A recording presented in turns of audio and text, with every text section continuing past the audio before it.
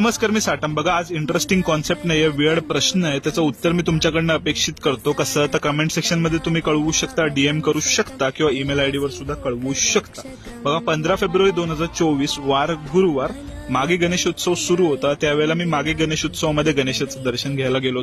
कुठे तर लोअर परेलमध्ये स्थित असलेल्या खापरादेव गणेशोत्सव मंडळामध्ये. तर बघा, गणेशोत्सव हे एक निमित्त असतं. कायम काय माहितीये का, एकदम बिझी शेड्यूलमध्ये ना मित्रांना भेटायला वगैरे मिळत नाही. मग त्यावेळेला शाळेतील कॉलेजमधले मित्र अशाच उत्सवांमध्ये भेटतात. एका दोघांना शाउट आउट द्यायचं झालं तर बघा, ह्या खापरादेव गणेशोत्सव मंडळामध्येच माझा एक सागर नावाचा मित्र आहे आणि त्याची काकी जी आमची शिक्षिका सुद्धा होती जनरल सायन्सची, त्यांचं नाव आहे छाया मॅम.